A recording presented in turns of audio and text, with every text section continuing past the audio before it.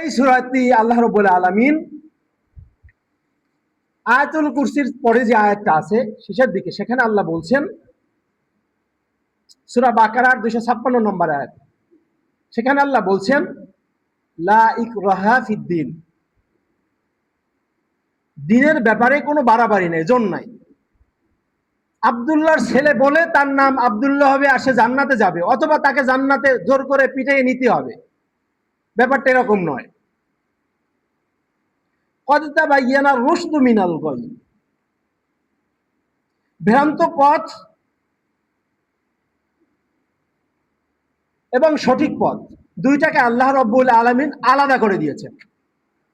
ভ্রান্ত পথ এবং সঠিক পথ, দুইটা পথকে আল্লাহ রাব্বুল আলামিন আলাদা করে দিয়েছেন। এখন যে কেউ তাগুতকে অস্বীকার করে আল্লাহর উপর ঈমান আনে, সে এমন একটি মজবুত রশি আঁকড়ে ধরে যা কখনো ছিন্ন হয় না। আল্লাহ রাব্বুল আলামিনের বক্তব্য, আল্লাহ বললেন লা ইকরাহা ফিদ্দিন, মানে আমাকে আপনি ইমানদার মনে করলাম, আমি মুসলমান মনে করলাম, জোর করে আমার নাম আব্দুল্লাহ রাখা হলো, আমাকে মোটামুটি মৃত্যুর পরে বলা হলো বিসমিল্লাহি ওয়া আলা মিল্লাতি রাসূলিল্লাহ।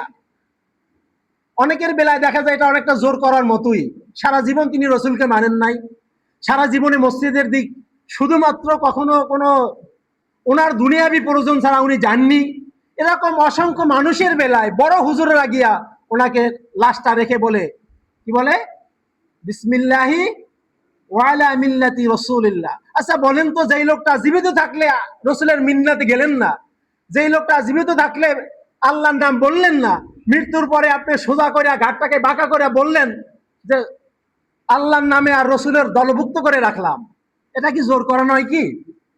প্রিয় ভাইরা, আল্লাহ খুব সহজ করে বলেছেন, আমার কাছে মনে হয় আল্লাহ খুব সহজ বলেছেন, যে তিনি জোর করেন নাই, দিনের ব্যাপারে ন্যূনতম কোনো জোর জবরদস্তি নাই। তিনি যেটা করেছেন সেটা হচ্ছে এটা সত্য, এটা মিথ্যা, এটা হক, এটা বাতিল, এটা ন্যায়, এটা অন্যায়, এই পথটা জান্নাতের, এই পথটা জাহান্নামের, এইটা উনি আলাদা করে দিয়েছেন। দুইটা পথকে আল্লাহ রাব্বুল আলামিন আলাদা করে দিয়েছেন। তারপরে বলছেন, কি বললেন, قد تبين الرشد من الغي فمن يكفر بالطاغوت ويؤمن بالله। উনি পথ আলাদা করে দিয়েছেন। তারপরে বলছেন তোমার ঈমান আনার পদ্ধতিটা হচ্ছে তোমাকে আগে তাগুতকে অস্বীকার করতে হবে। এই পদ্ধতিটা কার? আল্লাহ রাব্বুল আলামিনের।